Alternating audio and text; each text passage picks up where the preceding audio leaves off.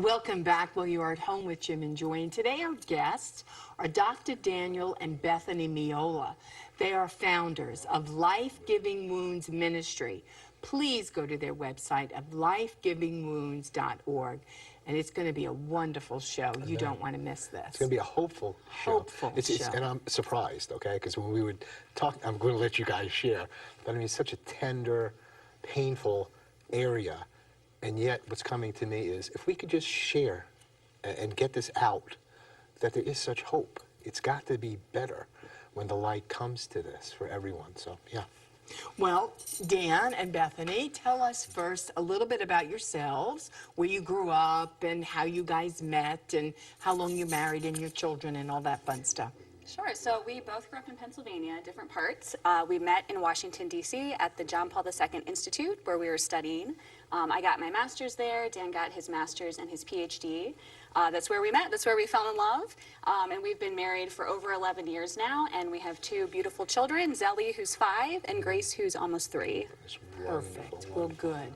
Well, you know, in doing our research, you know, you say that there are millions of men and women who are really hurting and suffering from separation, divorce, and they're broken.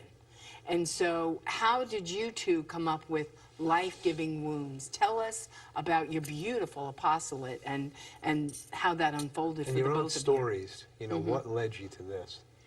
Yeah, I mean, Life-Giving Wounds is really a search for the face of Christ in the midst of my own family brokenness and also Bethany's as well. My parents separated when I was 11, and then they formally divorced when I was 26, which was also the year we got married. So you can imagine all the fear and problems that were coming up during our engagement in particular. Yeah. But it really started when I was 11, and I felt just utterly alone. And eventually, over 15 plus years on this healing journey, you know, I was able to piece together certain things to help me, because I was far from the faith at one point. I pushed God out.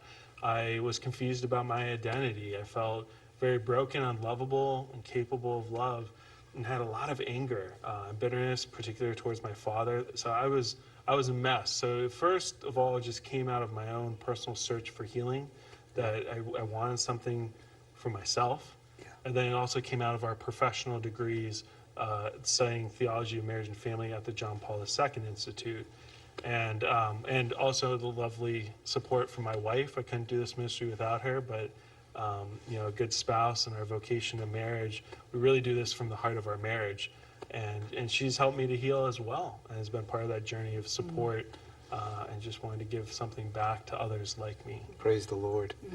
Bethany, your story of your own family, your upbringing, and Sure. Well, you know, my parents are still together, thanks be to God, but they did go through 2 separations when I was growing up, which was difficult. I think for us, my parents have given us an example of persevering, you know, because they faced their own problems and they've worked through them, which is beautiful, and we're so grateful for that. And then, you know, when Dan and I got married, it's really, we kind of take on each other's families, as you do when you get married, and so I've had to learn things that he's gone through, he's learned things that I've gone through, and I think partly from our backgrounds of going through some ups and downs in our own families, it's helped us be more intentional about our own marriage, and we see that in so many children of divorce, that they've had that brokenness in their own family, and it gives them, I mean, we call it like a superpower of children of divorce that they bring to their own marriages as a tremendous witness of really loving marriage and wanting it to succeed because they saw the impact of when it didn't in their own families. Wow, that's a lot. Now, when you say you experienced 2 separations, what does that mean? I mean, did they separate? And you have siblings? I have one younger brother. Did you go with one of the parents and then you came back and separated again? Well, yeah, my parents physically separated for a period of time, 2 times when I was growing up, once in high school and then once when I was in college. And as an adult, I mean, you're going through that and you're trying to process it. What was the impact on you with that? For me, it was certainly very difficult to go through. It was a difficult experience for our whole family. I think looking back, the fact that they were able to reconcile, and I know that hasn't always been easy, it's been an incredible witness because, not everyone has that. Dan hasn't had that in his very family. different story. Dan, when you were sharing, just a little bit about how this impacted you at that time. For me, the word that came to me was like reality, and my reality, like what was real. Was that part of it? Like, here we are with family, and now this is happening, and then it's happened, and what's real about what I heard in there, or my identity, or like everything gets shaken as to what's really firm about what I was thinking was supposed to be happening here. Is that it, or am I missing it? Tell me. No, that's I don't want definitely. to put words in your mouth. Yeah, I mean that's definitely part of it. Yeah, what happened to that love that was lost? In my family growing up, there was tremendous amount of love, but there was also definitely moments of high conflict, and it was it wasn't a clean either or. It was kind of both. But that was a question I had, like what makes love love? And in terms of like my own identity, something I really grappled with. I'm the fruit of this marriage bond, but this marriage bond no longer exists. What does that mean for me? Right. And why was I mean, this is a question I remember I had. Why was I not worth the effort of sticking together? Maybe there's something wrong with me. So I had a lot of self-condemnation towards myself, that there was something wrong with me. I had a lot of false guilt. There's this phenomenon us children of divorce face where we feel guilty somehow for our parents' divorce, and to the outside world, it's like, well, why? This is the parents' decision. Yeah. And it Right. happens for a lot of different reasons. We feel like we could have done more about it. We feel like, maybe I shouldn't have spoken up about all their conflicts and that contributed to it. Some of us, our parents involve us in the decision making. But for me, it was, my dad's attempt to sort of explain the rationale for the divorce. He always would say, like, I did this for you. But I took that literally as a child. Like, where did he get this idea? Because I wanted them to work it out. So I had to just turn tons of guilt and shame that really racked me and just manifested itself angry. But I kept it all in for 6 years, didn't talk to anybody. This is another phenomenon. We keep a lot of the pain in our hearts. We walk around very silent about this pain. We in the ministry call this the wound of silence. So it was a lot of that mess of identity going on. And in that wound of silence, and you being 11 years old, and the household's fractured, and I'm sure this is, when you say millions of people, men and women, are experiencing this, what does that do to the faith journey? So what evidence has happened to the faith journey, and Catholics and Christians and non-Christians, what happens on that faith journey to them? Like Catholics don't get divorced, right? I mean, didn't you tell me that? I mean, like that's what you brought up in, right? We don't believe in divorce. And this isn't to down people who've gone through divorce or separation or whatever. But I'm just trying to look at it from the child's perspective. Right. Because I'm sure that your parents believe that teaching of the church too, and somehow they get in this other thing. And meanwhile, it's kind of like, well, this is really confusing to me. Like, this is really happening. And I don't think you were articulate at the time this was happening as you are now. Right. So that's where the silence thing comes in, because you're not silent anymore. Right. You're silent no more. Right. But kids aren't articulating like this. They're even at that mature level. They're just they're encountering existentially the pain of what's going on here. What is happening here? Right. Yeah, I mean, there are a lot of impacts that they found on a person's faith when their parents get divorced. I mean, statistically, people who come from broken homes are less likely to be involved with their faith. They're less likely to go to church. They're more likely to be the nuns and not affiliate with any particular religion. So there's some pretty important statistical gaps there. But in terms of experience, I mean, what we found from all the children of divorce that we've gotten to know and from our research, it can really impact your relationship with God. There's so many familial phrases in the scriptures and in church teaching. God is Father, the church is Mother.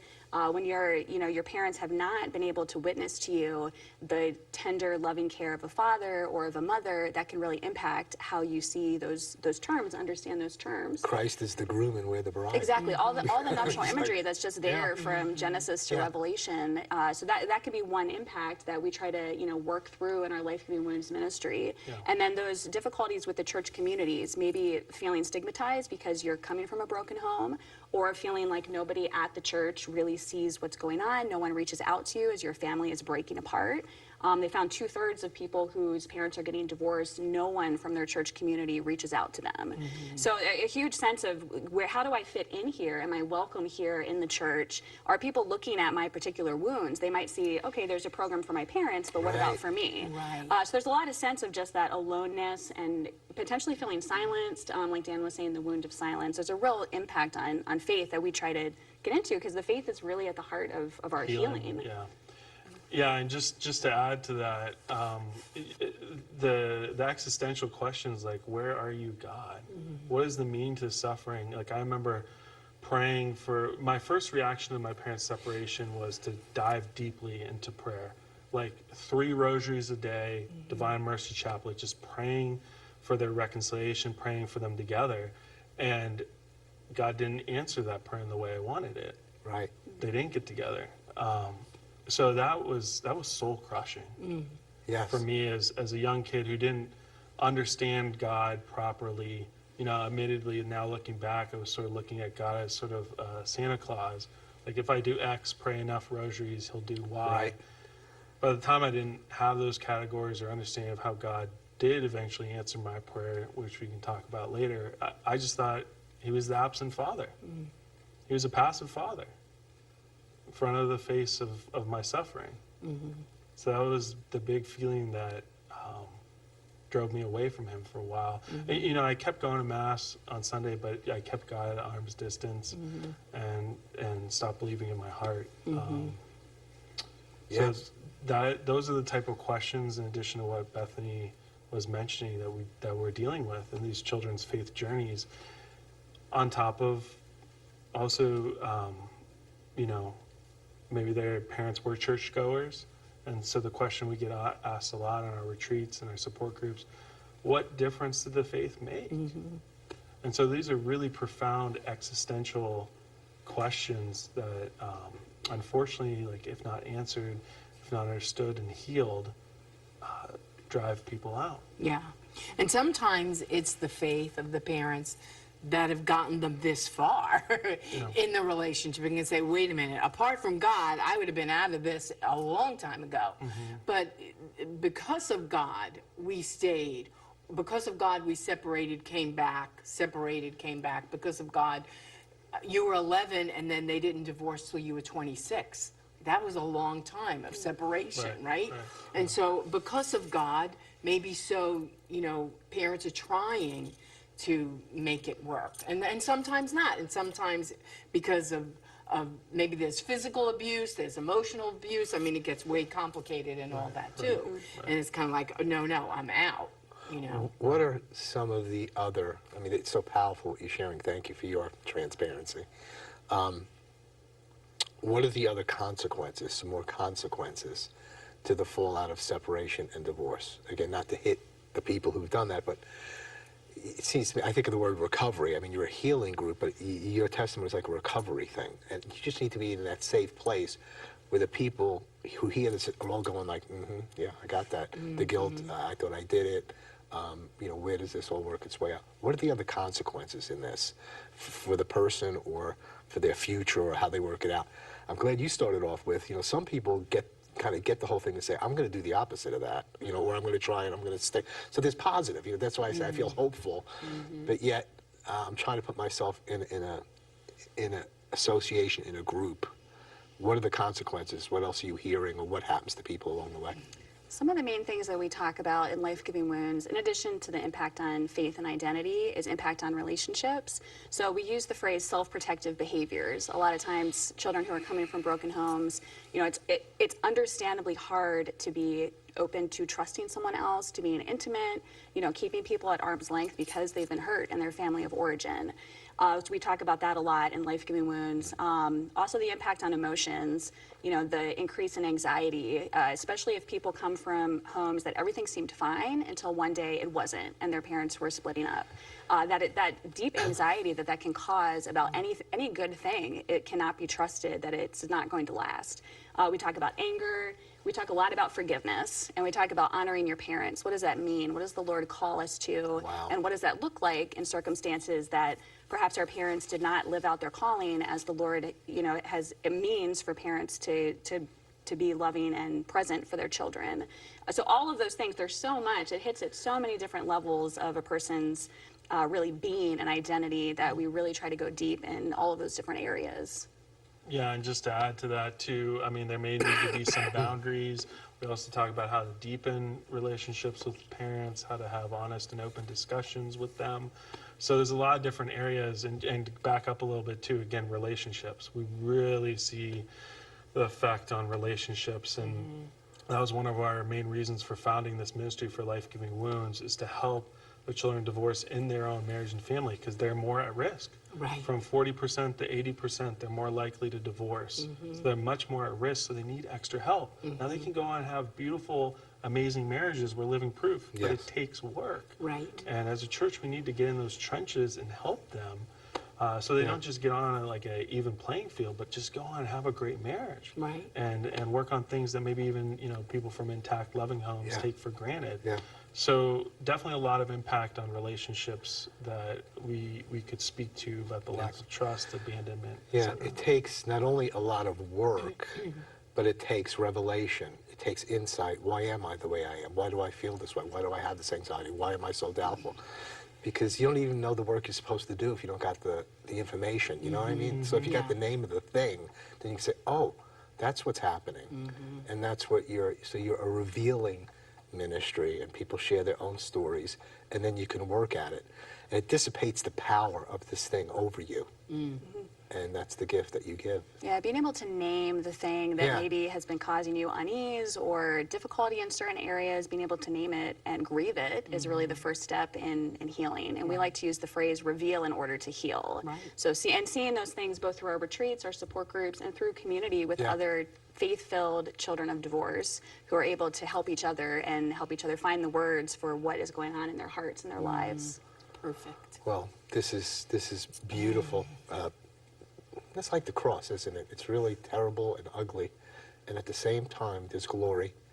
And healing wounds is just the perfect name for your ministry. So thank you so much. I'm glad we have tomorrow to unpack this more fully, and the hope and healing that is available through Jesus Christ and through the great work that you're doing, hopefully more frequently for more people. So thank you so much. Yes. So lifegivingwounds.org. Go to lifegivingwounds.org. You're not alone. You don't have to be silent anymore. There's a safe place, space, informed people that get it. And hopefully somehow, some way, without denying the past, the best is yet to come for you. We'll be right back. Plenty more to come. Don't go away.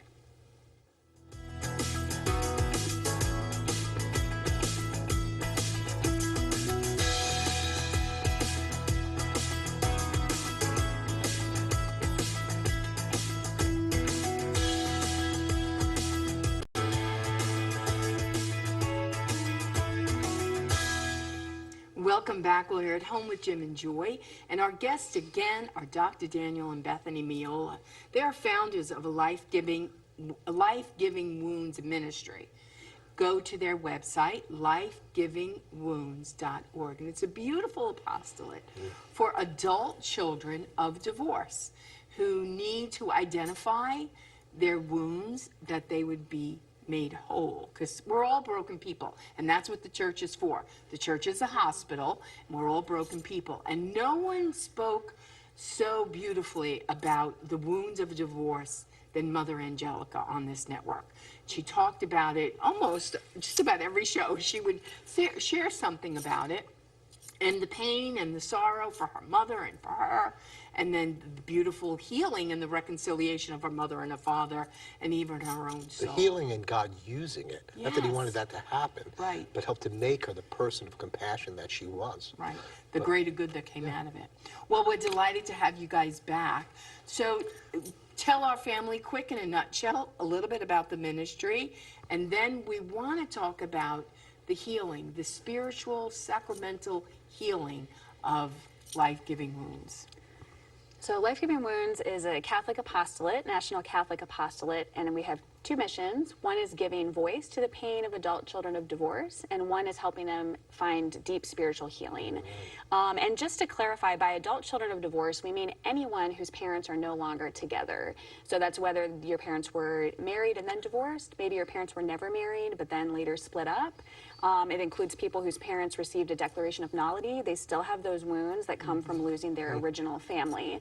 So we seek to help them encounter Christ in a new way in their wounds. We offer retreats, support groups. We have a lot of resources on our website, all focused on speaking into that wound and helping them find Christ there and journeying further into greater peace, joy, and love in their lives. Beautifully said. Hopefully many people will go to your site and find their place. Your model is not unusual. There's so many groups, like this for various things.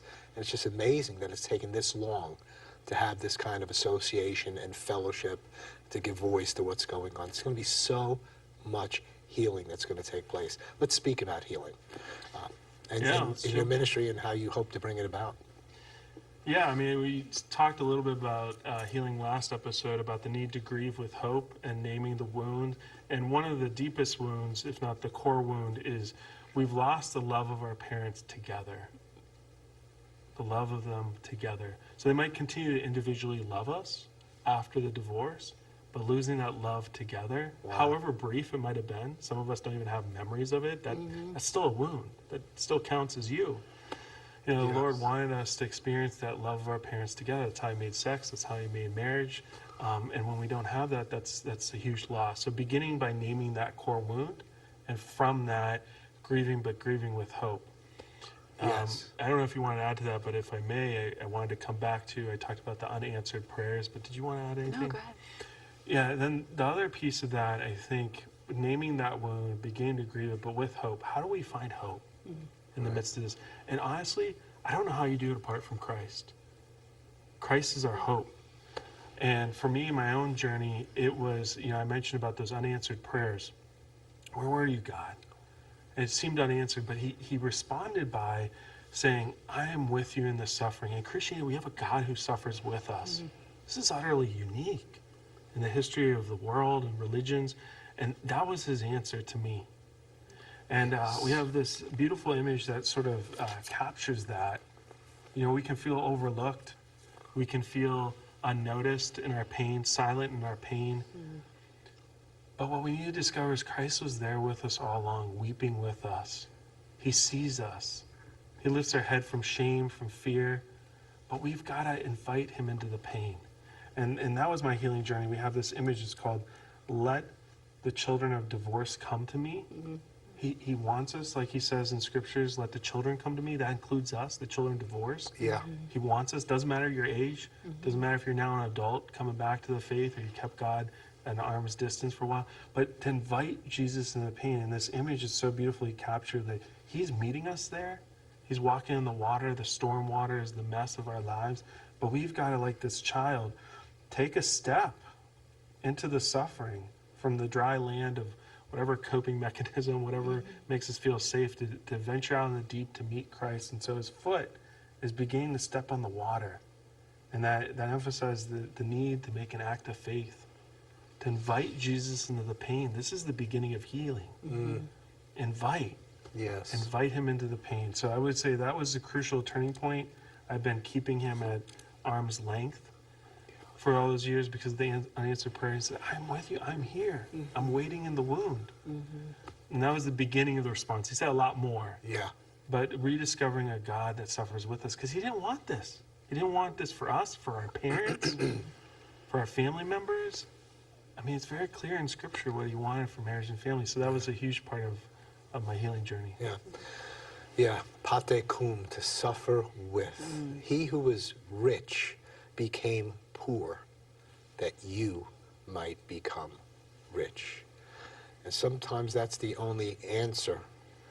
And I think even with the parents themselves, although we don't want to focus there, maybe one or maybe both are praying, and it doesn't happen.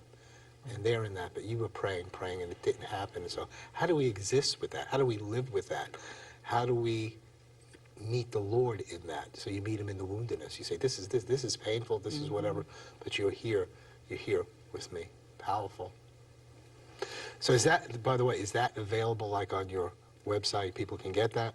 Yes, that piece of art we commissioned from an artist named Michael Corsini, and people can go to our website if they're interested in prints of various sizes. And we also created a prayer card. We have a prayer card, prayer for children of a broken home, and that's also available on our website. And we composed that prayer because our ministry really, through and through, it's a ministry of coming to Christ. It's a ministry of prayer. So that's an important prayer for us to bring those needs of anyone from a broken home before the Lord. So you're here on EWTN today, and we're so glad to have you and to highlight what you do. But how does the man in the pew or the woman in the pew say, well, that was great. How do I know you? Do you come to me? How does this work? How am I going to get healed? So our ministry is setting up chapters across the United States. We have 8 chapters currently, and they offer in-person ministry support groups and retreats. But we also have online ministry. We do online retreats and online support groups. And we have a plethora of resources, like a blog with a lot of great articles for your healing, a lot of resources, an exhaustive resource list on our website. And we're developing many different products to come. We'll have something specifically for relationships next year, an online course, and much, much more. Because the two of you can't go all over the country, right? It's like, no, I can't go there, I can't go there. I mean, you're only just 2 people. So then you train up others, raise up others, and then they can offer the retreats in other areas of the country, and it just grows, right? Yeah, I think one of the beautiful things we've seen through Life Giving Wounds is that people who experience this ministry, a lot of them then want to give back. Yes. And that is a way that their own wounds can become life-giving, that they can turn and help the person next to them who's struggling. You know, none of our healing is ever complete, but to find a way to help someone else who also has experienced their parents' divorce is just, we see that every single day. We have a volunteer team of almost 80 people now who help in various aspects of the ministry and can share peer to peer, give that witness of coping with these wounds and of doing it in a faith-filled way. Is that what's happening in your chapters, or is that what's happening through other mediums of teaching and instructing? I'm thinking of some other groups, and maybe it is unique and different, because some of the groups just get together and it's not very instructive. They're sharing their stories and what's going on, what's happening. So if I was to go to a chapter, what would be happening there? How would I be welcomed in? What commitment do I need to make? What can I expect? Is it people just sharing their stories, or is it instructive? You know, like you're giving us some instruction here today. What's happening in them? Yeah, I mean, just first of all, it's just a safe place to share without judgment. Right. We're in different places. Some of us have anger. Some of us need to steer clear from anger. And we just take people from all different circumstances and family background, give them a safe place to begin to grieve, begin to find their voice. But yeah, there's advice too. We have specific advice for your specific wound, with the truths of the church. So we're Catholic through and through, but also the focus on the sacraments and prayers, but directed for your wounds. So it's different than just like a general One size fits all. healing ministry. This is specific for your wounds and asking, inviting Christ in very specific ways to heal this wound and the way it manifests itself in your life. Ultimately, we're inviting them into a deeper relationship with Christ in response to the wound. So, you know, healing's not a checklist. Like, we'll give a lot of practical advice, but it's not a checklist. It's rather, it's a way of life with Christ in response to the wound. Because there's aspects of this wound that just doesn't go away because it's out of our control. It's our parents' separation that endures. It's all the dysfunction that maybe continues after the divorce. So it's how can we respond with Christ with greater faith, hope, love, peace in my life. Because you're still in relationship with all these people, right? You have brothers and sisters, and they might be in faith and not in faith, and so everyone's a different. And then you two get married, and then you're like, divorce is not an option. We're going to work really hard, but in a healthy way, not in an unhealthy way. And so it does. It's forever, right? So it's never. I did this. This is my checklist. Psh, I've been to that group. Okay, next. You know, it's not. You know, we do so much work in this area of abortion and post-abortion healing. We had another couple that worked with us. We do a lot of premarital counseling. And in speaking with this person that did more post-abortion healing, we had a form that people would you fill out before they came, and this person recommended to us, Jim, you need to ask the question, have you suffered pregnancy loss? Because we have so many people coming into premarital counseling. The guy might be post-abortive, the woman's post-abortive, somebody might be post-abortive, I don't know how many times. They're bringing this in and nobody's talking about it. As much as they want to talk about it. And then once they're in it, then they start surfacing about fear of children or wherever it might be, or am I able to? I see this similar here, because we're talking about relationships. So yeah, there's relationships that they've had, but there's relationships that they haven't had yet, maybe, where they're thinking about going into a marriage, and they really haven't worked through that I'm a child of the world. What does that mean? Do I really need to discuss that? How's that going to play out in here, or possibly play out in here? Let me be as healed up as I can be. There's things you need to know, right? Is that... Yeah, Does it relate in that way? I would say that, anyone in the church who cares about more happy, holy, healthy marriages, who wants more people, to say yes to marriage, have that courage to say yes to marriage, to be open to life, healing the wounds that are caused from broken homes is essential. Yes. We see that, and statistically, we mentioned on the last show the elevated risk of divorce for someone who comes from a divorce home. And that's not destiny. Statistics are not destiny. Right. But it is a call to say we need to look at these wounds to help people be able to say yes to marriage and to live marriage in a joyful way and to overcome the fears that they may have. And that applies to any vocation. We have religious sisters, priests who come to life-giving wounds. Obviously our beloved religious and priests, too, can come from broken homes. And finding that healing so they too can live out their vocation as spiritual fathers, spiritual mothers more fully.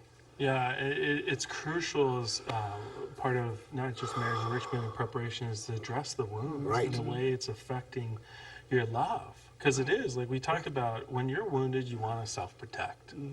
But Christ and the gospel tells us, we've got to self-give. We've got to, granted, if this is a good, holy relationship, we're not talking about the necessary protection if it's abusive, but we're presuming a good relationship. They've got to learn to go from this to this, that self-giving love, and renew their vision of marriage, too. I mean, we're also talking and dealing with people on a regular basis who do not believe that lasting love is possible. Right. So we talked about the divorce rate, but there's also a greater prevalence amongst children divorce, separation from family brokenness, of even getting into the ring of dating or engagement or just settling for temporary relationships. And it's not enough to just let that be. We've got to speak into that. We've got to help them heal that lasting love is possible. But that begins with working on their beliefs about marriage, working on those self-protective behaviors, working on these unhealthy roles that they're dealing with, all this stuff, all this junk, we got to bring to the surface. What you're saying is so true, because right now, the culture, nobody wants to get married. Nobody wants to be committed. Nobody wants to sacrifice. And it's because I've been broken, I've been hurt, I ain't going there. Well, part of and we're selfish. and we're a culture that's selfish, but we as the church and as this beautiful apostle has to say, we have an answer, and we can help. We can help you to heal and be restored and be renewed, and then you can go out and be a spokesperson on behalf of healing from divorce. And these wounds in my life, there's life here. They're not unto death. They're unto life, and how I feel and how I be and who. We're always forgiving people, and that's the journey. Like you said, it is a journey of holiness, for all the days of our life as we go. But this is also a big reason why people don't want to marry. Right. Marriage is pain. I saw it. Marriage is broken promises. Marriage is, I have to be silent about this. There's other arrangements. We don't have to do this. Right, there can be a real fear there, and speaking into that, and not in a way of judgment, but in a way of recognizing those wounds. And then on the flip side, we've seen so many people, even through life-giving wounds, that have gotten engaged, gotten married, and just the joy that they find in that. There's a real depth knowing that what they came from and were able to overcome to say yes to that beautiful sacrament. That's a tremendous witness to all of us. Yeah, and they keep working on it. But it goes back to speaking of the fears, speaking of the wounds, but there also has to be a recovery of the truth. The truth will set you free. This is a big part of our ministry too. So for us, in our own healing journey, it was rediscovering that love is total self-giving love. What we see on the cross can be ours in marriage as well. Yes. And we had to undo some of the unhealthy beliefs. That cynicism, that's an unhealthy belief that this isn't possible. But maybe it's, you don't think marriage is called to be total, or it's you never been presented that it's called to be self-giving, or for children, or it's permanent. Things like that. So recovering that vision of marriage, it's really practical and it's important for healing. And we tend to think that, people from broken home, it might trigger them or whatever. They're hungering for this. They want to believe. Yeah. It's like, show me. Yeah. Show me somebody. Yeah. I want to believe this. And then, but the flip side is the truth, but they also want to see it incarnated. Okay, show me now how to live. And that's where mentors are important. And that's where it's important to meet a peer who's an adult child divorce, who did get married, who did go through this work. Right. Look, we had to work a lot. Yeah. Like, our marriage didn't get to this point of joy and happiness just by accident. Right. It was intentional, It was wasn't intentional. it? Yeah. Well, we're going to have to conclude our time, but Dr. Dan and Bethany, thank you so much for loving the bride of Christ. Yes. And for helping people to be healed from these wounds, that our church would be strengthened, that marriage would be reestablished upon the rock who's Jesus Christ. May God bless this ministry and catapult it all throughout the country and throughout the world. Lifegivingwounds.org, lifegivingwounds.org. There's hope and there's healing. We'll be right back. Plenty more to come. Don't go away.